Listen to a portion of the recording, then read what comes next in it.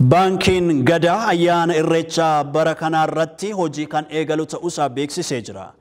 Bankichi dhimma qusannaa irrattis qaamolee adda addaatiif leenjii laatee jira. Taganyee Daaqaa bal'ina isaa isinitti hima. Baankii Gadaa fi Instituutiin Misoomaa Enterpiraayizii Itoophiyaa waliin ta'uudhaan qonnaan bultootaa fi qaamolee hawaasaa adda addaa fi leenjii laatanii jiru. Leenjichis dhimma aadaa qusannoo fi akkaataa galiin qonnaan bultootaa ol guddisuun danda'amu irratti marsaa jalqabaatii fi kennamee jira. Leenjichis gara fuula duraatti godinaalee fi magaalota Oromiyaa mara keessatti kan kennamu akka ta'e himamee jira. Dr. Hasan Hussein walitti qabaa Baankii Gadaa fi hoogganaan Instituutii Misooma Enterpirinershiip Itoophiyaatiin isaanis xumuraa leenjii kanarratti argamuun kanneen leenjicha akka milkaa'uu fi gumaacha isaanii baangalateeffachuun waa'ee Baankii Gadaa akkas jechuun dubbatanii jiru. Warra leenjii kana qopheessee isiniif dhiyeessee galatoomfachuun barbaada. Waan qonnaan bulaa keenya biratti jaalatama argate kana fedhii guddaa uume kana fudhattanii tajaajila kana kennuu keessaniif galatoomaa isiniin jedha. Tajaajilli kuni isin qofa osoo hin ta'in qonnaan bultoota bakka barallee jiran dargaggoota qaamota garaagaraa akka inni gahu in hojjenna. Waan nu hawwinu baankiin kun baankii namoota hundaa akka inni ta'u barbaanne jechuudha. Biyya kana keessa baankii hedduutu jira. Kanaaf tajaajilli kun bal'atuuf jiraata jechuudha. Kanaaf jalqabuma irraayyuu qabeenyi keessan lafa akka hin banne, jireenyi keessan akka wayyaa'u, filannoo irra wayyaa isinii tolchuuf qophaa'ee waan ta'eef waan adda isa godhu jedhee yaada. Baankiin Gadaas maaliif osoo hojiin eegalin hanga yoonaa lafarraa harkifatee jechuun gaafannee jirra. Horiin walitti qabame guddaan turre, sunis gufuu ture. Haa ta'u malee waan biraa waan asitti jechuu danda'anii fi jechuu hin dandeenye dulleetu jira. Hundaafuu akka gammachuutti waan asitti himuu barbaadu baankiin keenya guyyaa irreechaa barana irraa kaasee hojii akka jalqabu isinitti ibsuu barbaada. Obbo Waldee Bultoo immoo pirezidaantii Baankii Gadaati. Kaayyoo leenjichaa akkas jechuudhaan ibsu.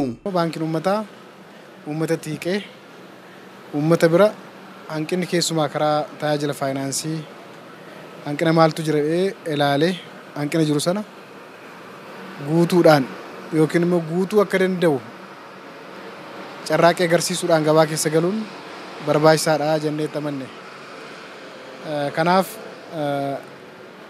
callisnee yeroo tokko tireening kennee dhaabuu yookiin leenjii kennee dhaabuu otoo hin taane leenjiin kun akkuma waliigalaatti leenjii karoorfamee kennamaa jirudha.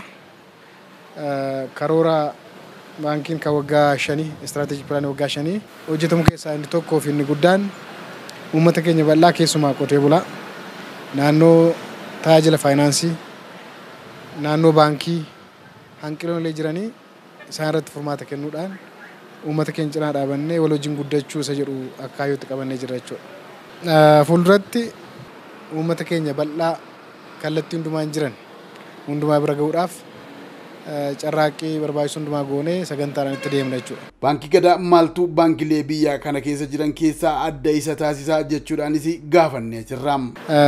Baankoleen kana dura turan waa'ee qotee bulaa haasa'uu danda'u ta'a.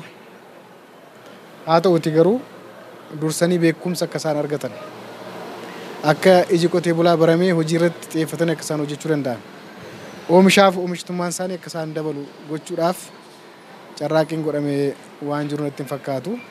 Yoo jira ta'e illee sagantaa mootummaan yookiin immoo sagantaan qaamni biraa baasu irratti hundaa'anii isa ispoonsarii gochuudhaan ta'uu danda'a ta'a.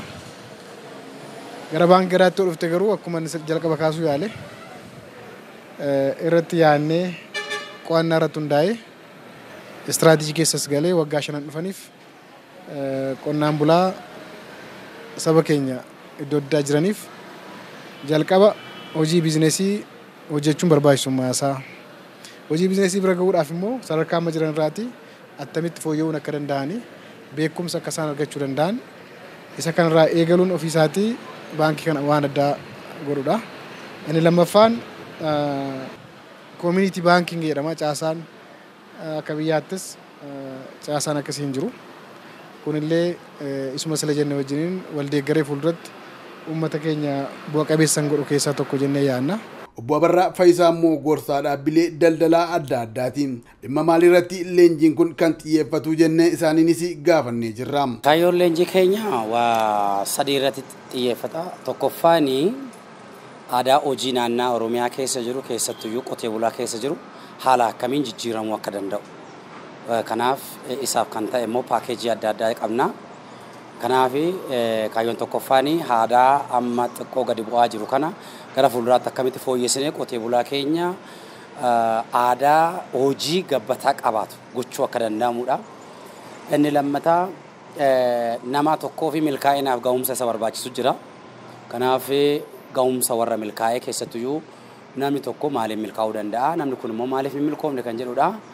Inni sadaffaa qusannaa wajjin wal qabatee qotee bulaan akkamitti qusachuu akka qabu, sararaan immoo erga qusateen booda qabeenya adda addaa horatee garamitti akka ce'uu danda'u isarratti kan xiyyeeffatedha. Qaamoleen hawaasa adda addaa leenjii kanarratti hirmaatanis leenjicharraa hubannoo hedduu argachuu isaaniiti kan isaan dubbatanii. Diinagdeen uummata Oromoo baankii gadaatiin wal qabatee akkamitti jijjiirama kan jedhu irratti xiyyeeffannoon guddaan itti kennameeti leenjiin kan leenji'amaa ture. Baankiin gadaan immoo tooftaa fi bifa haaraa ta'een ikoonomiidhaan uummanni Oromoo akka of jijjiiruu danda'utti jechuudha leenjiin kun kan kennamaa ture. Bareeda shaggaadha akka gaariitti nu barsiisanii karaa fuulduraa hojii qonnaa hojjechuudha. Akkaataatti jabaannee hojjennuu fi hojjennee bu'aa argannee biyya teenya illee qaqqabnee ofiifis dabarsinee haala gaariitti akka jiraannu barnoota raawwanni arganne kana. Leenjii ciccimoo nu kennee daldala irratti, qonna irratti, lukkuu irratti, horii horsiisuu irratti, furdisuu irratti leenji'aa oolle leenjii akkanaa kana dhaloota kootiin argeen beeku baay'ee ariifidha. Oduu akkatti qonnaan bulaa keessa deemanii